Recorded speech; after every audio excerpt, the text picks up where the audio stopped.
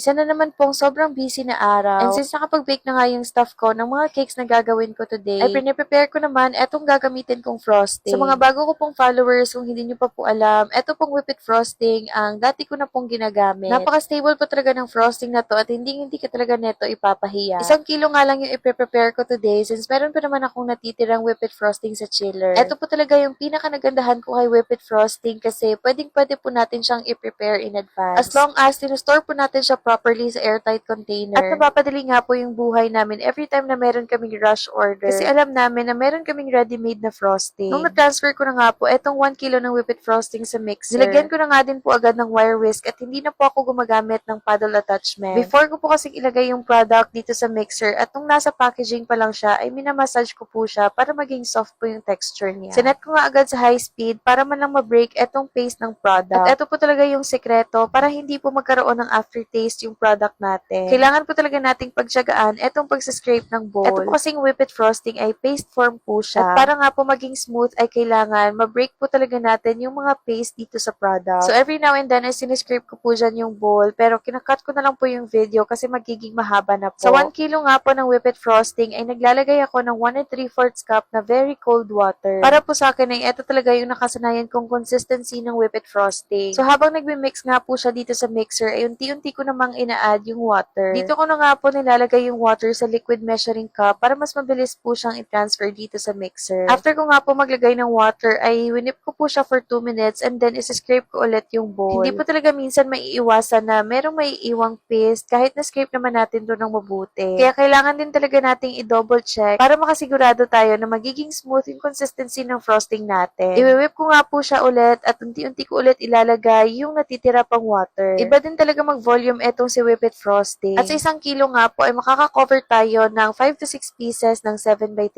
cake. Napakatipid po talaga nitong whipped frosting at napakadami din po niyang uses. Pwede niyo din po itong gawing pang drip o di kaya pwede din po siyang pang fondant. Kahit nga po nag-volume na yung mixture ay siniscrape ko pa rin po siya pati sa ilalim ng bowl para lang makasigurado ako na wala na talagang naiiwang paste. Ito na nga po yung huli kong scrape sa product at ibabalik ko po siya ulit dito sa mixer. At hahayaan ko lang po siya na ma-whip ng 2 to 3 minutes. Huwag po kayong mag-alala kasi hindi po na-overmix etong si whipped frosting. Para po sa akin ay ito po talaga yung pinaka-convenient na whipping cream sa ating mga bakers. Kasi aside nga po sa napakadali niyang i-prepare, napakadami nga din pong pwedeng gawin dito sa frosting na to. Ready na nga po etong ginawa nating frosting at kita nyo naman na halos na puno etong 5 liters ko na mixer. Super smooth nga nitong product kaya pwede na ako agad mag-cover ng mga cake orders namin. Since yung mga time na to ay lunchtime na, magsaserve muna kami ng ice cream sa mga students. Ito pong ice cream business namin ay unexpected po talaga. Ni minsan ay hindi po talaga namin nakita yung sarili namin na magbebenta kami nitong ice cream. Pero ito yung napakagandang plano ni Lord para sa amin. Kaya super grateful po talaga namin na nagkaroon kami ng ganitong opportunity. Habang busy nga po yung partner ko sa pagsaserve ng ice cream, unti-unti ko naman pong ginagawa etong 2-tier cake at eto nga po ay rush order. Yes, eto nga po ay rush order ng aming walk-in client. At sabi ko nga po sa mga previous vlogs ko ay nahihiya talaga ako mag-decline especially sa mga walk-in clients. So pinuntahan nga ako ni client a day before na kailangan niya yung cake. At hindi nga po to yung usual na 2-tier cake na ginagawa namin at eto na po yung pinakamalaking 2-tier cake na nagawa namin. Ni-request po kasi ni client na gagawing money cake etong cake na to. At ang smallest size po namin sa cake para gawing money cake ay 7 inches. Naglalagay po kasi kami ng box para sa pera for hygienic purposes. At hindi po talaga magkakasya if 6 inches lang yung diameter ng cake. Kaya nga ang size po ng cake na to ay 9x5 bottom at 7x5 top. Kapag po kasi hihilahin na yung pera sa loob ay meron na po siyang pressure. Kaya para po maiwasan yung pressure ay kailangan malaki po yung diameter ng gagamitin nating cake. Buti na nga lang at medyo flexible din naman si client at pumayag nga sila sa ganitong size ng cake. Simple nga lang din po yung design ng cake na to kaya tinanggap ko na kahit rush order. Hindi naman masyado specific si ma'am sa gusto niyang design at sabi niya ay ako na lang daw yung bahala as long as merong green and white. Yung partner ko nga po dapat yung magfro-frost ng cake na to pero sabi ko ay gusto ko talagang gawin to. Since eto nga po yung pinakamalaking 2-tier cake na nagawa namin. Yung usual size po kasi ng 2-tier cake na ginagawa namin ay nasa 7x5 bottom at 5x5